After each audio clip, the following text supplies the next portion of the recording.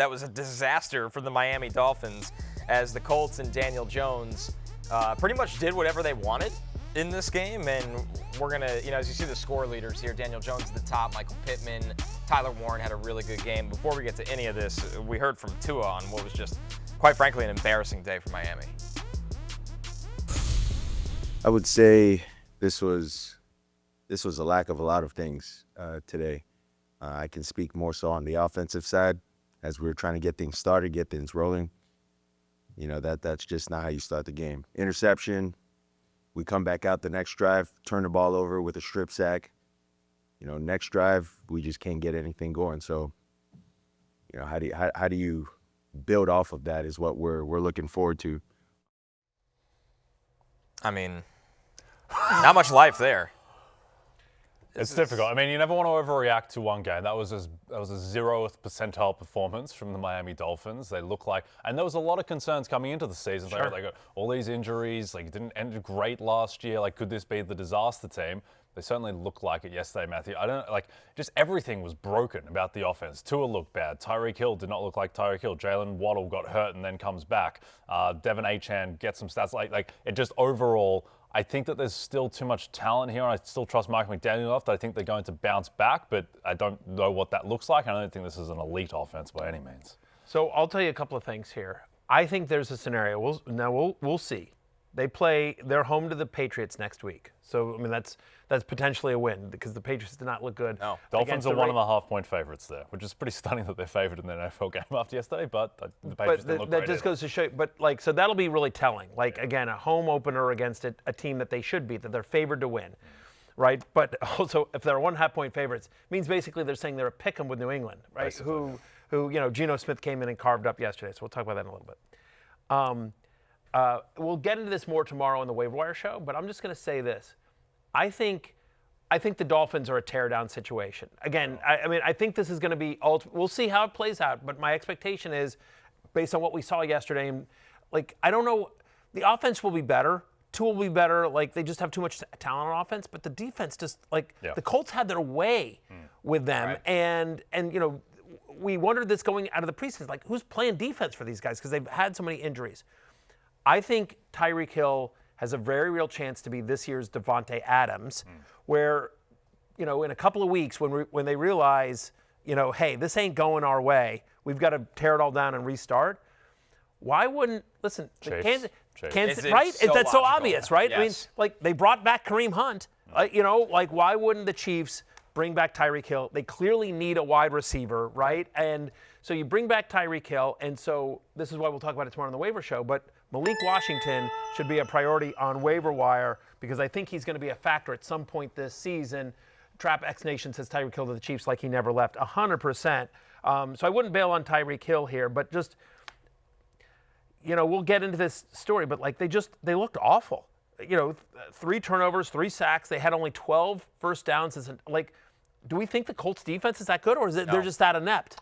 I think the Colts defense actually will be better than average. Like Lou Anarumo, who I think was just scapegoated in Cincinnati because they had to get rid of someone because they just didn't have any talent on defense. Lou Anarumo is a respected defensive coordinator, super creative, does a lot of funky stuff. I think they've got more talent. They have a good defensive line. Charvarius Ward comes in to be CB1. I think that defense is going to be above average, or the 14th best defense or whatever. Sure. But the Dolphins, Connor, I think we've seen enough from Tua across his career. We know Tua is a good quarterback. He's not a bad quarterback. And if you have a good quarterback with weapons, then you can't be this bad consistently. But there might just be something in the water in Miami. That's where I kind of go to. At what point, I know this is dangerous to say after week 1, but there's a lot of bad quotes this offseason. At what point is this team just starting to quit on Mike McDaniel? Yeah. You have another one like this, and that's going to be the narrative. Whether you agree, believe it, don't believe it, it just feels, there was a lot of bad Tyreek Hill quotes this offseason. It's a team that's dealt with a lot of injury on defense over the years to core players that are trying to work back. They have problems on the back end.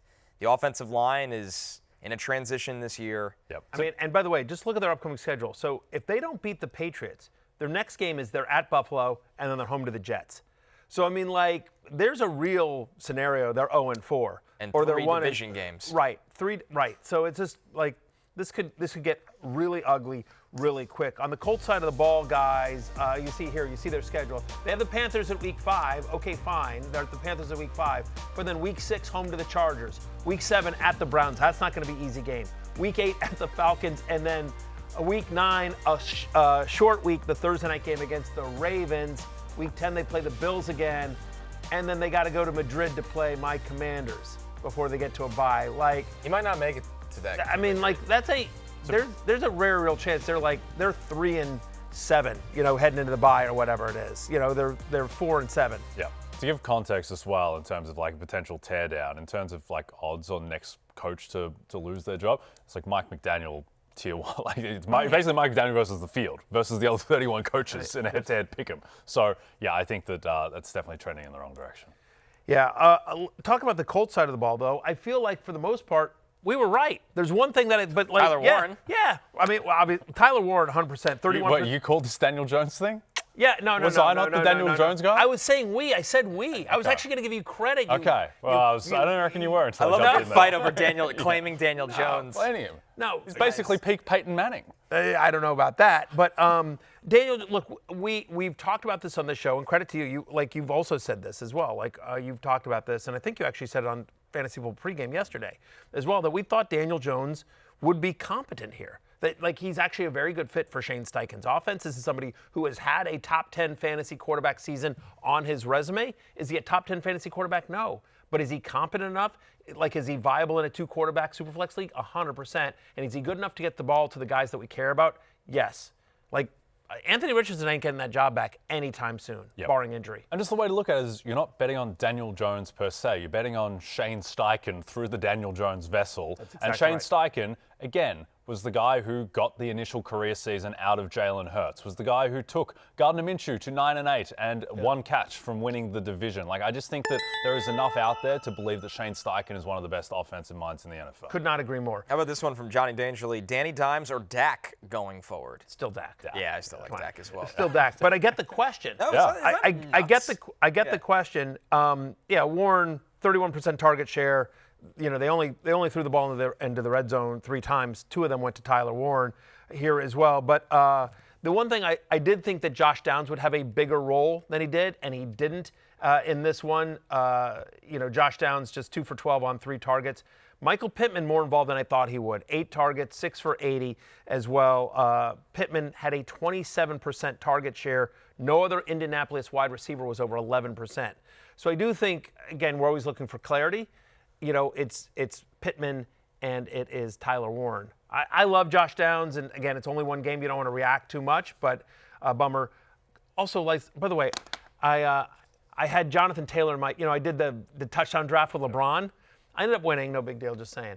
But I got screwed out of Jonathan Taylor was one of my guys, and should have had at least 1 touchdown, and they gave it to Daniel Jones on the tush push twice. I would say just one thing. I would try and trade for Jonathan Taylor today because I think people will be disappointed because he only had 71 rushing yards, didn't get into the end zone. DJ Giddens got a lot of carries towards the end. He played 100% of the snaps in the first half, and Daniel Jones looked really good.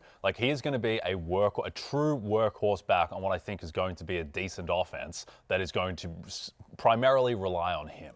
Especially because, by the way, and if you need to wait, go ahead. They play they're Denver next week and then at Tennessee. So they got 2 tough run defenses the next 3 weeks. So I just think over the next couple of weeks, Jonathan Taylor is going to be a great buy low candidate. To be fair, against Denver last year, he did run into the end zone against them. Didn't score the touchdown as he entered the end zone, but did have a breakaway touchdown.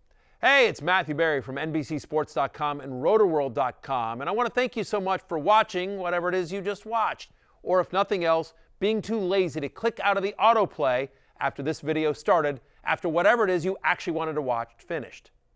But now that you're here, I'd like to take a moment here to ask you respectfully now, okay? I'm asking you respectfully to subscribe to the NFL on NBC YouTube channel. You'll get the latest Roto World fantasy news headlines, all sorts of great shows, including my own Fantasy Football Happy Hour. So go subscribe now. Again, I'm asking respectfully.